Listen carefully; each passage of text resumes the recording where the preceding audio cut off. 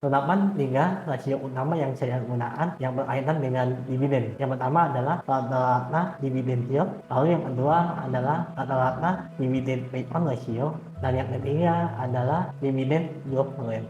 Seperti yang pernah saya jelaskan sebelumnya mengenai perbandingan dividen yield dan dividen growth di video ini, maka memang dividen growth semestinya menjadi salah satu indikator utama ketika kita menganalisis fundamental suatu perusahaan, karena dividen yang terus bertumbuh artinya bahwa laba dari perusahaan tersebut terus bertumbuh, sedangkan meskipun perusahaan tersebut menghasilkan dividen yang besar, tetapi dividen dari perusahaan tersebut secara historis tidak bertumbuh, maka kemungkinan besar perusahaan tersebut dalam menghasilkan laba juga tidak bertumbuh secara signifikan.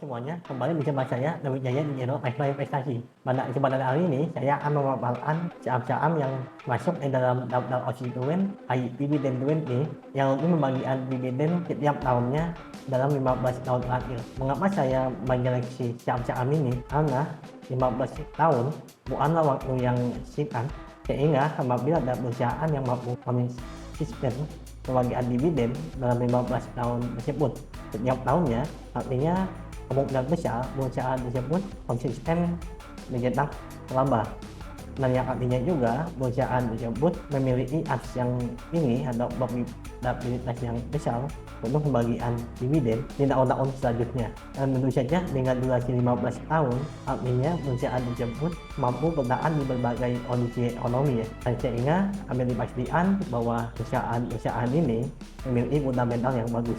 Kita langsung saja ke saham yang pertama, yakni Indo Tabang Raya Megah dengan kode saham ITMG. Dalam 15 tahun terakhir, rata dividen yield dari ITMG sebesar 8,22%, rata dividen payout ratio dari ITMG sebesar 46,14%, dan dividen growth rate sebesar 80,12%. ITMG sendiri listing sejak tahun 2007 dan bergerak di subindustri produksi batubara. Saat ini ITMG diperdagangkan dengan rasio BBB sebesar 1,15 kali. Angka ini lebih rendah dibandingkan dengan rata industrinya, ini sebesar 2,28 kali, dengan BI rasio sebesar 3,59 kali, dan ini di bawah rata-rata dari industrinya juga ya. Dan sedangkan EBITDA ITMG sendiri yakni sebesar 1 kali. Dan dari segi profitabilitas, margin laba usaha ITMG itu sebesar 22,34%, dan margin laba bersihnya itu sebesar 19,1%. Dari segi efektivitas manajemen, return on asset ITMG itu sebesar 34,2%, dan return on equity-nya itu sebesar 43,53%. Lalu perusahaan yang kedua adalah Indofood Sukses Makmur dengan kode saham INDF. INDF listing pada tahun 1994 dan bergerak di industri makanan olahan. Rata dividen yield dari INDF itu sebesar 2,8%, rata dividen payout ratio sebesar 43,6%, dividen growth rate sebesar 13%. Harga saham INDF terkoreksi sebesar 12,24% dalam 6 bulan terakhir, dan saat ini INDF diperdagangkan dengan rasio BBB sebesar 0,97 kali dan BI rasio sebesar 6,44 kali. EV to EBITDA INDF yakni sebesar 6 kali. Dari segi profitabilitas, margin laba usaha INDF itu sebesar 19,5%, dan margin laba bersih INDF itu sebesar 5,45%. Dan dari segi efektivitas manajemen, return on asset dari INDF itu sebesar 4,66%, dan return on equity itu sebesar 15,05%. Untuk saham yang ketiga ini merupakan perusahaan dengan dividen growth konsistensi yang tinggi untuk seluruh saham yang listing di Bursa Efek Indonesia dengan sebesar 93,4%, dan perusahaan tersebut adalah Masyarakat Indonesia dengan kode saham MBLI. MBLI melakukan IPO pada tahun 2003 dengan rata dividen yield dalam 20 tahun terakhir itu sebesar 2,4%, dan rata dividen payout ratio-nya itu sebesar 37,6% dan dividen growth rate-nya itu sebesar 20,6%. Saat ini BBLI diperdagangkan dengan rasio BBP 2,87 kali. Angka ini lebih mahal bila dibandingkan dengan rata-rata industrinya yang sebesar 1,74 kali. Dan BBLI diperdagangkan dengan BI rasio sebesar 15,7 kali dan ini sama ya, masih lebih mahal dibandingkan dengan rata-rata industrinya yang sebesar 11,46 kali. Dari segi profitabilitas, margin laba usaha BBLI itu sebesar 39,2% dan ini di atas dari rata-rata industrinya yang sebesar 24% dan margin laba bersih dari BBLI itu sebesar 30,12% dan ini juga di atas dari rata-rata industri itu sebesar 18,5% dan dari segi efektivitas manajemen return on asset BBLI itu sebesar 3,02% dan angka ini sangat besar ya untuk ukuran sebuah bank yang besar dan return on equity dari BBLI itu sebesar 18,27%. Lalu perusahaan yang keempat adalah Adaro Energy dengan kode saham ADLO. Untuk Adaro Energy ini listing pada tahun 2008 dengan rata dividen yield dalam 15 tahun terakhir itu sebesar 3,16% dan rata dividen payout rasionya itu sebesar 46,63%. Dividen growth rate dari Adaro itu sebesar 62,14%. Saat ini Adaro diperdagangkan dengan rasio BBB sebesar 0,74 kali dan BI rasio itu sebesar 2,7 kali. Dan dari segi profitabilitas, margin laba usaha Adaro itu sebesar 29,62% dan ini lebih tinggi dibandingkan dengan rata-rata industrinya yang sebesar 15% dan margin laba bersih dari Adaro itu sebesar 23,12% dan ini juga lebih tinggi dibandingkan rata-rata industrinya yang sebesar 18,5%. Dan dari segi efektivitas manajemen, return on asset dari Adaro itu sebesar 3,02% dan return on equity-nya itu sebesar 8,44%. Lalu selanjutnya adalah saham AM Sapurna dengan kode saham AMSP. Untuk AMSP sendiri sudah listing sejak tahun 1990. Rata-rata dividen yield dari AMSP itu sebesar 2,45% dan rata-rata dividen payout ratio dari AMSP 48,73% dan untuk dividen growth rate-nya itu sebesar 26,03%. Saat ini AMSP diperdagangkan dengan rasio BBB sebesar 3,66 kali dan BI rasio itu sebesar 11,28 kali. Dari segi profitabilitas, margin laba usaha AMSP itu sebesar 8,75% dan margin laba bersihnya itu sebesar 7,88% dan ini dua-duanya di bawah 10% ya. Dan dari segi efektivitas manajemen, return on asset dari AMSP itu sebesar 13,68% dan return on equity-nya itu sebesar 27,24%. Dan bila dibandingkan dengan kompetitornya, Gondang Galam, rasio-rasio yang telah di-mention tadi untuk profitabilitas dan efektivitas manajemennya, AMSP lebih baik, tapi dari segi valuasi dihargai lebih mahal. Lalu untuk saham yang keenam adalah Astra International dengan kode saham ASII.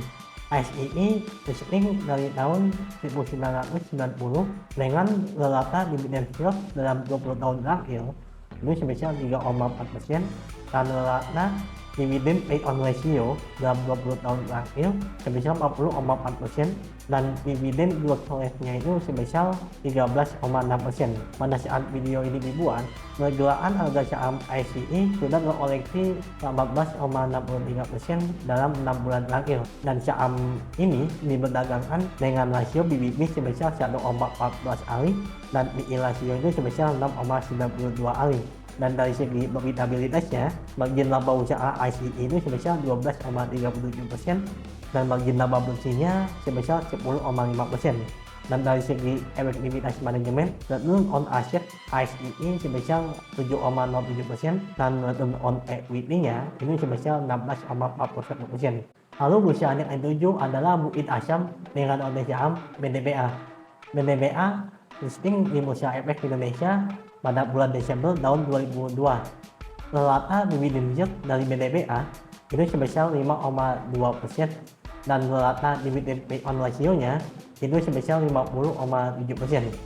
Sedangkan dividen growth rate-nya itu sebesar 27%. Saat ini BDBA diperdagangkan dengan rasio BBB sebesar 1,57 kali dan BI rasio BDBA sebesar 4,76 kali. Dari segi profitabilitas, margin laba usaha BDBA itu sebesar 14,49% dan margin laba bersihnya sebesar 11,3%. Dan dari segi efektivitas manajemen, return on asset dari BDBA sebesar 17,62% dan return on equity-nya sebesar 32,99%. Lalu perusahaan yang ke-8 adalah Telkom Indonesia dengan kode saham TLAM. Telkom Indonesia listing pada bulan Oktober tahun 1995. Rata dividen yield dari Telkom Indonesia itu sebesar 3,6% dan rata dividen payout ratio-nya itu sebesar 58,4%. Dividen growth rate dari Telkom itu sebesar 7,5%. Saat ini Telkom diperdagangkan dengan rasio BBB sebesar 2,99 kali dan PE rasio sebesar 12,28 kali. Dan dari segi profitabilitasnya, margin laba usaha dari TLAM ini sebesar 31,68% dan margin laba bersihnya sebesar 17,86%. Dari segi efektivitas manajemen, return on asset dari TLAM sebesar 8,57% dan return on equity-nya sebesar 14,11%.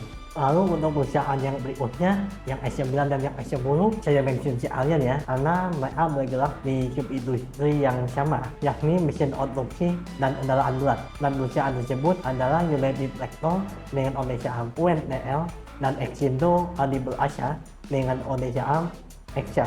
Yang listing lebih dahulu adalah UNTL pada tahun 1989, sedangkan EXA itu listingnya pada tahun 1995. Rata dividen yield dari UNTL itu sebesar 2,36%, sedangkan rata dividen yield dari EXA ini sebesar 10,71%. Jadi EXA lebih tinggi. Sedangkan untuk rata dividen payout ratio dari UNTL itu sebesar 48,35%, sedangkan EXA 39,71%. Dan untuk dividen payout ratio UNTL lebih tinggi. Dan untuk dividen growth rate dari UNTL itu sebesar 49,79%, sedangkan EXA itu 138,45%. Tingginya dividen growth rate yang dihasilkan oleh EXA adalah pada tahun 2016 ada lonjakan dari dividennya ya. UNTL diperdagangkan dengan PE rasio 4,38 kali, sedangkan EXA diperdagangkan dengan PE rasio 5,34 kali. Jadi UNTL lebih murah. Lalu untuk rasio book value-nya, UNTL diperdagangkan sebesar 1,2 kali, sedangkan EXA itu sebesar 2,14 kali. Dan lagi-lagi UNTL itu lebih murah. Dan dari profitabilitasnya, margin laba usaha dari UNTL itu sebesar 19,09%, sedangkan EXA itu sebesar 13,13%. Lalu margin laba bersih dari UNTL sebesar 14,29%, sedangkan EXA sebesar 9,67%. Jadi dari segi profitabilitas UNTL lebih baik. Lalu untuk return on asset dari UNTL itu sebesar 13,38%, sedangkan EXA 13,89%. Dan return on equity-nya itu sebesar 27,41% dan EXA itu 39,97%. Sama diadaan untuk rasio ini EXA lebih efektif ya. Lalu untuk 3 emiten berikutnya sebenarnya sudah dapat ditebak ya, yakni datang dari industri perbankan di Indonesia, yakni BBCA, BMLI, dan BBNI. Kenapa saya mention BBLI tadi secara bisa ya? Karena untuk saham BBLI memiliki kelebihan tersendiri dibandingkan 3 saham ini, karena konsistensi dari bentuk dividennya itu seharusnya 3 saham yang menembus di atas angka 90% ya. Dan untuk rata-rata dividen yield dari BBJA dalam 20 tahun terakhir itu sebesar 1,5%. Angka ini yang kecil bila dibandingkan dengan Bank Mandiri yang sebesar 3,3% dan Bank BNI yang sebesar 5,1%. Jadi dari ketiga saham ini, Bank BNI yang bagian rata-rata dividen yield yang besar. Lalu untuk rata dari dividen payout ratio, Bank BCA ini sebesar 35,5%, lalu Bank Mandiri itu 56,8%, dan Bank BNI itu 42,5%. Dan Bank Mandiri lumayan yang besar ya dari ketiga bank ini. Sedangkan untuk dividen growth rate-nya Bank BCA itu sebesar 14,8%, Bank Mandiri itu sebesar 12,5%, dan Bank BNI itu sebesar 4,2%. Dapat dilihat untuk dividen growth rate-nya, Bank BCA itu perubahan yang besar ya, meskipun dividen realnya tadi ini perubahan yang kecil, dan BI ratio dari Bank BCA itu sebesar 24,62 kali. Ini jauh lebih mahal ya dibandingkan dengan rata-rata industrinya, dan bahkan dengan Bank Mandiri dan Bank BNI yang masing-masing sebesar 12,24 kali dan 10,07 kali. Sedangkan rasio PBB dari BBJA juga perubahan yang mahal ya, yakni sebesar 5,03 kali, dan bila dibandingkan dengan Bank Mandiri itu sebesar 2,5 kali, dan Bank BNI itu sebesar 1,44 kali. Margin laba usaha dari Bank BCA ini sebesar 55,84%, dan ini perubahan yang terbesar dibandingkan dengan Bank Mandiri 49,94% dan Bank BNI 37,74%.